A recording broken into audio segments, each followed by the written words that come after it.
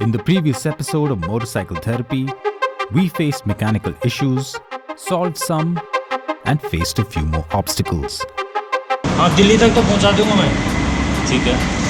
जो आपकी जो वोबलिंग कर रही थी ना, वो तो सही करते हैं. After which, we did a power run, making our way to Ambala in Haryana for a well-deserved rest day.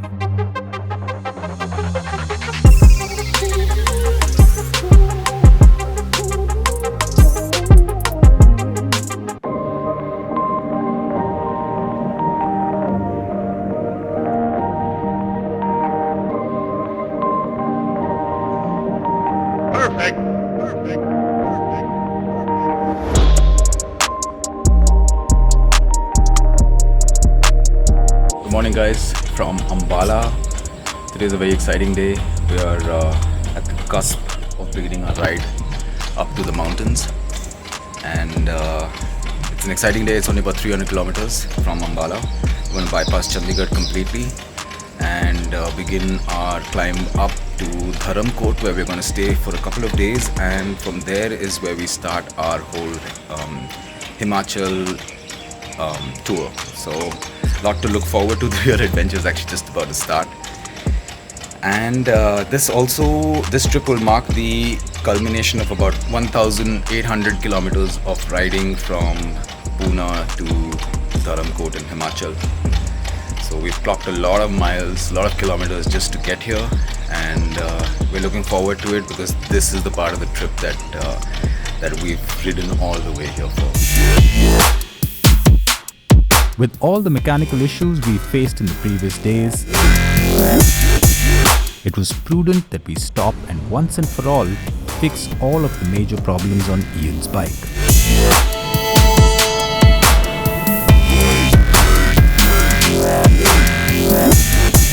And it just happened that Ian ended up at Royal Motors in Ambala, where we learned this. This is the world's largest Royal Enfield showroom. It goes 4 floors high. And this is the owner. Today also happened to be the launch of the new Hunter 350, which we happily checked out. Peppy bike. It's a street bike. Meanwhile, the owner of Royal Enfield Ambala, Harminderjeet Singh Oberoi, had a very interesting surprise for us motorheads to get some stress off while we spent the day getting the bike fixed. Turning signals are on. So if I put the bike on, this light comes on. It shows over. The update on Ian's bike is a lot of work has gotten done. Obviously, the main problem that we were facing with the wobbling of the tire has been fixed. New lights have been installed. So it's a brand new piston, new gaskets and everything going there. So he's going to have to ride it easy for a while, but once that's set in, this bike should be flawless.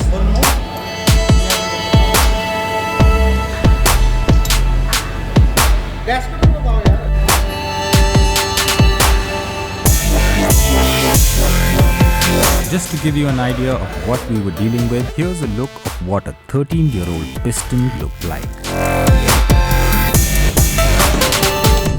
The rear hub has shown a lot of damage, and while the previous mechanic at Royal Enfield did fix it, he did tell us that the actual problem, he fixed the wheel bearing, but the actual problem was at the hub, and back there in Rajasthan, even the markets were closed for the next 10 days, so there was no way that he could have gotten the hub, the real hub set. So now that we are here, we're getting that bit done so that we don't have to deal with any wobbly issues showing up when we're in the lot. And we're also giving it a once over. So possibly we might end up staying in Ambala one more day before we begin our ride up to Dharamkot. But better to have absolutely efficient machines. That bike has seen the doctor in I think every single state that we've gone to. So this is the new hub. You can see it's nice and clean and shiny. The hub was a stock Hummer. Yeah? It's 13-year-olds or stock Hummer. So just to give you guys an idea of what was causing the problem, it is this part here. You can see that it's been completely eroded. If we hadn't fixed this problem right now, this would have grown up to be a really major issue. Up there in the mountains, where very little can be done. So guys, one of the most coolest bikes I think here is this Trials Edition. Now of course, this particular bike, this Trials, the bikes that became the Trials were actually the service on wheels Royal Enfields. And basically, if you ever had to have a door pickup and a door service, these are the bikes that will show up. These kits have all got serviceable material and equipment in them, and you would be able to get your bike serviced. And this, of course, is a one-off thing at the Ambala Royal Enfield, because they are the oldest, not the oldest, but the biggest for sure in all of India, and they've been in this business for about 29 years. So not something that a lot of people get to see around the country. This is one of the first bikes. I've seen a trial before, but never seen it in a service on wheels setup. So we are getting a special tour of the largest, the biggest Royal Enfield showroom in the world, and some very interesting machines as well here as part of this personal collection. So let's just quickly take a look at some of the most iconic bullets ever launched in this country. This is a tribute 500. The last two pieces which Royal Enfield has made before discontinuing the 500 to steal the golden tape on the lens. Getting back out. And this is signal. This is the Pegasus on the flying flea. And you see the number plates. Triple 6. The thing with 66. It's like I like number 6. Acha. So this is the Pegasus 500. Wow. The GT650. Oh, this is This the is the one. Yes. 120 year edition. Yes. This is the 38th number out of 60. It says 38/60. The paint job, man. Killer paint job. And that brass and beautiful. Wow. So clean. This bike has been like on everybody's list. Yeah, amazing bags there. Yeah, this is So the number 66 is on the theme of Route 66. Nice. Well, is it colors? It's the battle green, being 40 kilos. Oh, that's the camo. And that's the camouflage which I gifted my son on his 16th. I have never seen this bike before. This exhaust is also very unique. This is a very rare. They have I think my best for 100 pieces of these. The 60 of those.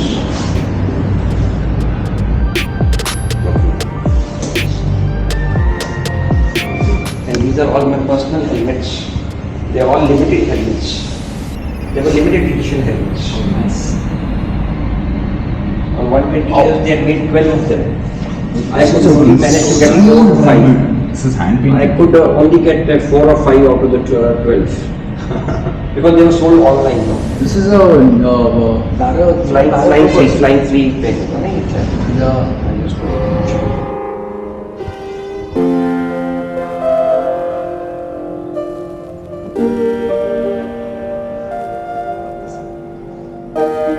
This one. Personalized. This is beauty. unbelievable. These are paratroopers, right? Yeah, 101 Airborne, I think, no? Some association. I think they were the Royal Enfield. Second World War में वो bikes they used to drop from the helicopters, and the troops used to go on the battlefields on the motorcycles. Yes, I remember. If you see the timeline of Royal Enfield, you will see that picture. Yes, I know. It's in the frame. Yeah. This bike was gifted to me by Mr. Lal. and he had come to Ambala in 2003. Oh, wow. This was his gift to me. That's why I kept it as his gift. Oh, wow. So for the first time, Royal Enfield has gifted a motorcycle to a dealer. I was the first one. That's insane. So I kept it. Standard Bullet has been my favorite always. I wanted to buy this engine 2009 when I went to pick up mine. They stopped production, so I got the Electra 5S. Or my Audi S2006 again. You must have paid a lot just for your license plates. हाँ काफी है 1.5 लाख का number है I figured this much. but then this was the first Thunderbird delivered by Mr. Lal in Ambala to a very dear friend of mine. Oh, this engine. Yes, this is the AVL engine. ABL, yes, yes. Oh my god, these are flying. These So are that's why powerful AVL engines. engine, the 350 normal 4-speed engine, the 500cc engine, and the 650. This is all. This This is a brand new motorcycle. Look at this motorcycle. Yeah, look at the combination of black and gold. matte black and It's a mixture of matte and glossy. yeah. काफी handcrafted है यार, काफी labor involved है इसमें. Mint 1969 We have redone it. This is a 1969 mint condition Royal Enfield 350 standard gears on your right hand side. Not for everyone to ride. You've done your care of preserving the good stuff. It's like My dislike is for Royal Enfield. of course. True. But in next life, would you still pick Royal Enfield? Maybe yes, Definitely. if I get a choice. That's a good question. Yeah, that's true. Maybe with the Sana Indian air condition, I think on it.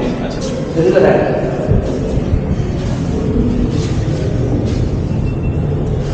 So this is the ramp that you can go all the way from the service center in the basement all the way up to the rooftop, and this ramp has been designed according to specifications with Royal Enfield for the right turning radius Without keeping your foot down. without keeping your foot down. So I like how you just captured the culture.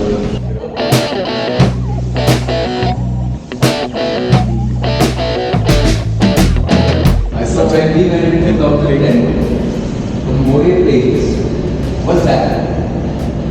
And I saw a video recently, Moray Plains has tarmac. And I was like, what? I want to ride that. I don't want to ride tarmac.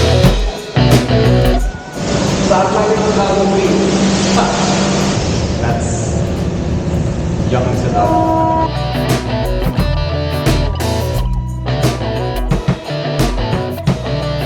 Now I think it's even two of them. Take my son.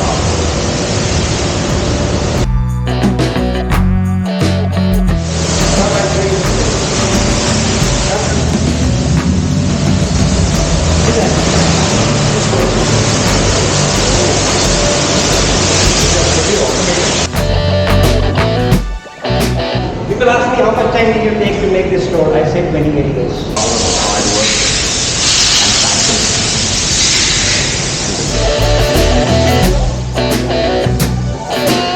The first ride, the bed ride, the V-twin, and moving up to 2 strokes, and then moving up to this one is so beautiful.